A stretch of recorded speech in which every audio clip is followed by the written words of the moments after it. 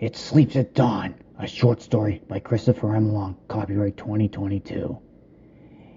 It is a typical warm, sunny day in the neighborhood of Eastern Crest. Eastern Crest is located within the small town of Coconut City, Florida, which is just north of Pompano Beach. The neighborhood is just like every other neighborhood within the area, walked in a box-shaped grid with about 50 streets, all of which have anywhere between 150 to 200 houses lined up in a row. There isn't anything spectacular or special about the neighborhood itself. The street names range from 1 Southeast Street to 50 Southeast Street. All the houses look the same, shitty lunchbox looking wood frame stucco shitholes. The only thing distinctive about them is the fact that they are painted different colors. Some yards have plants and trees, others have gates, some wooden, others chain linked. Various yards have sports stuff like basketball hoops, soccer goals, among other sports themed things like hockey sticks, bikes, and rollerblades. It's about 3:30 in the afternoon right now. The sun is still hanging high in the sky, blasting its rays down onto the neighborhood. There isn't even a cloud in the sky. The sounds of a basketball is heard being dribbled as it gets smashed down against a cracked up blacktop street by a 19-year-old kid named James Downey. James is a tall kid, about 6'2", dressed up in a white t-shirt and jean shorts. He has a mild athletic body, not super pumped up with muscles that look like mountains, but just rather modest. The tallish kid is topped off with a slicked back, jet black hair, and a clean-shaven face. He continues to dribble the ball around the street while staying in front of a driveway that has a water tank-based 7-foot-tall basketball hoop. Right next to the hoop stands a mailbox that has the number 6481 SE 10th Street painted on it. Next to the mailbox sits a mildly chunky kid by the name of Dick. He's the exact opposite of James. He's about 5'6" and rather portly. His face is full of zits and his hair is a rat's nest and greasy as fuck. To make the kid stick out even more like a sore thumb, he's wearing a stupid bullseye t-shirt which is wet and slimy from sweat. And his ripped up, worn out jeans are also less than clean. Right now, the goofball is looking through a nude magazine, his eyes lightened with delight and looking rather horny as well, like he's a few seconds away from shoving his hand down his pants. James yaps at Dick with a deep, authoritative voice. "Yo, hoagie boy, fucking watch this." Dick glares up to see James fly over to the driveway across the street. Still dribbling the ball fast and hard, he spins around quickly and launches the ball into the air. The ball flies like a missile right at the backboard of the basketball hoop and brick. The basketball hits the rim and bounces away down the street towards a nearby yard. Dick, of course, drops the magazine he's looking at and gives James a condescending clap followed by a whistle. He then says, in a humorous way, "And you want to play for a college team?" And James replies in a snarky tone, "And you're salivating yourself to a pack of girls who would laugh you out of a bedroom." He then adds, "Come on, dude, you'd have better luck with the cat lady spinster down at the end of the street." Dick gets up in a very awkward manner, almost face-planting in the process. He manages to get to his feet after a few moments and dusts himself off. The goofy kid glares at James, who in turn smiles back. James says in a very dismissive way, "Get my ball, Goofy." Dick replies in a rather distressed tone, "No way, no fucking way, dude." He asks, "You see where your ball landed, in that poison pills yard? She fucking scares me, man. She's not normal." James rolls his eyes and says, "She comes from New Hampshire, that's all." He adds, "Those stories of her friends getting slaughtered in some demon house? No way. No fucking way, dude. Highly doubtful. Her going into some breakdown crazy spin? Doubt that one too." He finishes up by saying, "Now, you want to talk strange shit? Look over there." The jock points over to a house about 5 doors down. The yard is burnt, The once white picket fence is now missing planks and is brown with dirt and covered in black mold. There's even a broken statue. A giant U-Haul van truck is parked in the driveway and a hearse accompanies it, both parked on the side of the road. James says informatively, "Me and Jeff saw them pull up this morning as we were about to go to school. One creep got out of the hearse. I swear the guy didn't even look like he was there. Almost as if he didn't have a damn brain cell in his head. And the guy got out of the U-Haul truck. That fucker looked almost animalistic." Dick asks, confused, "Who drives a damn hearse?" James slams Dick in his gut and shoots out, "Not your poison pill girl, portly boy." James trots over to his basketball and picks it up. Dick rolls his eyes and folds his arms.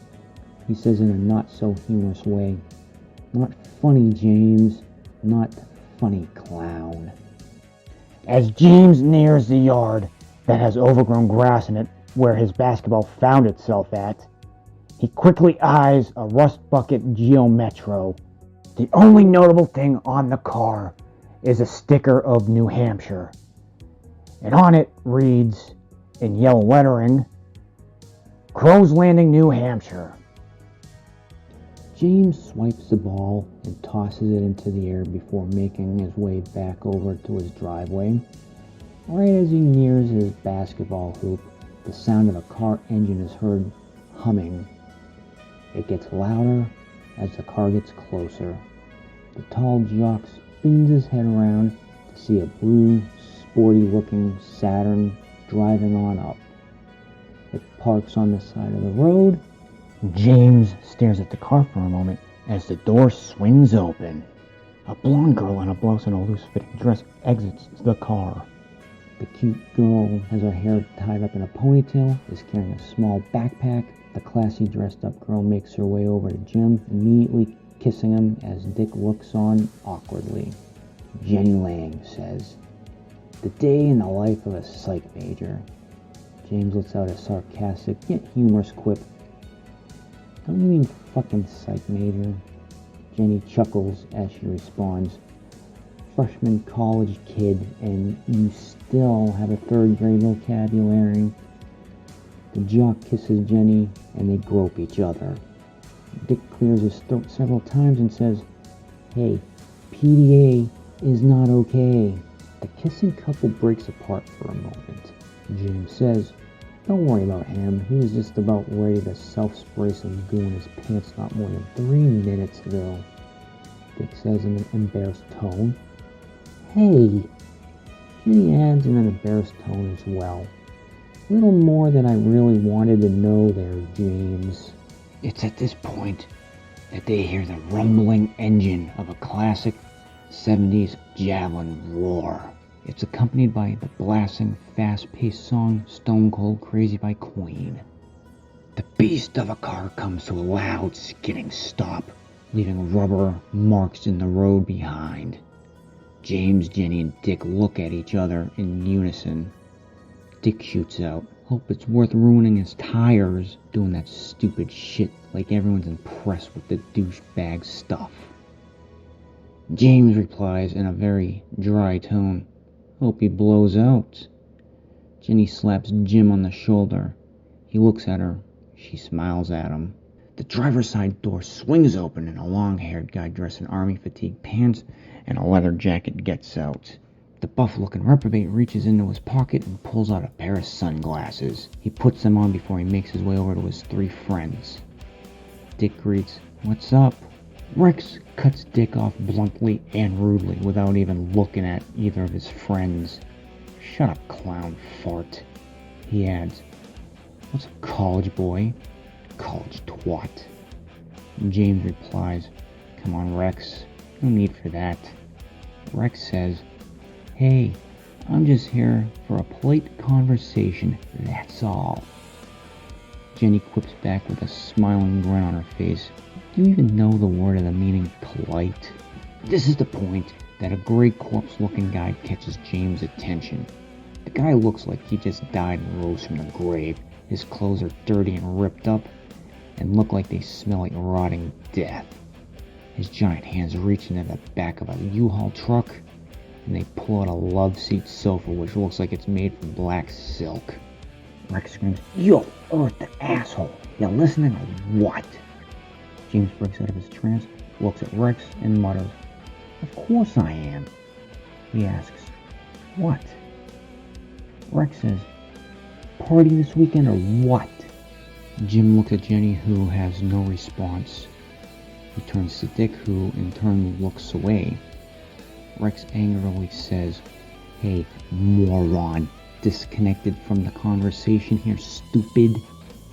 The creepy corpse-looking guy catches James's attention yet again. This time Rex looks over as well. Rex says more hostily, "Hey, shitload, people moving into a fucking house is not interesting."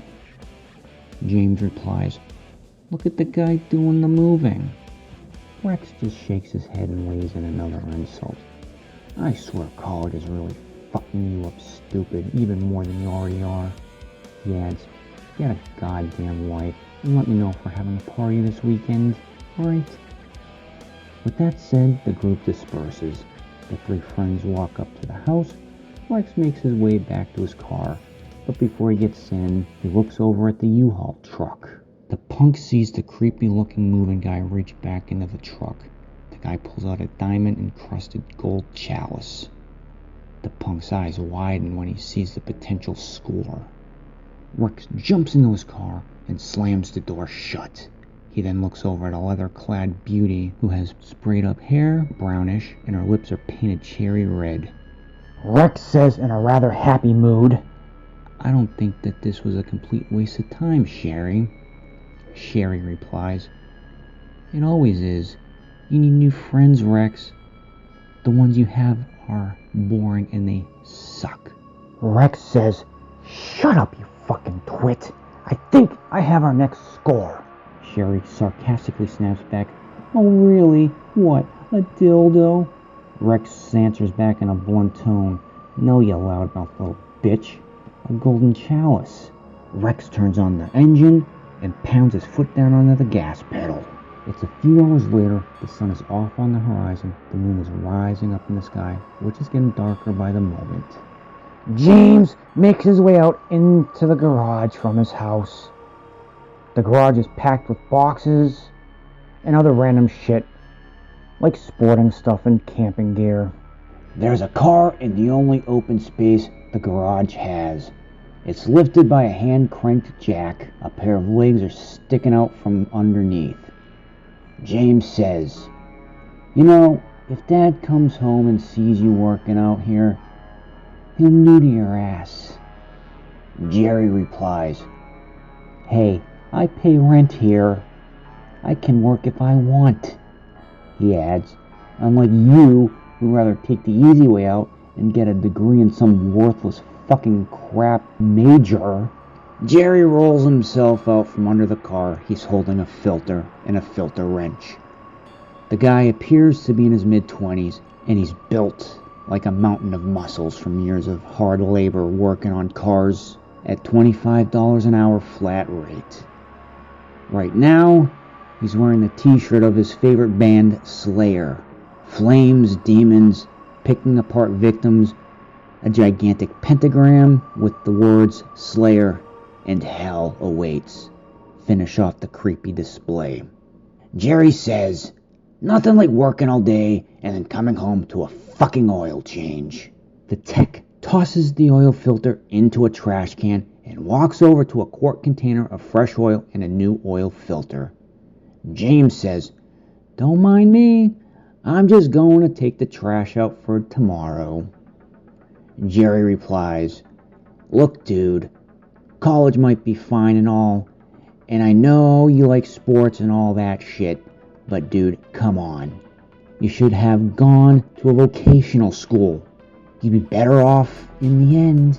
James just rolls his eyes as he grabs hold of the trash can. He makes his way outside and down to the street, rolling the wobbling can all the way. He has to save the can several times from tipping over and spilling everything everywhere. Jerry struts his way down to the edge of the street as well, wiping some grease off of his face as he moves along.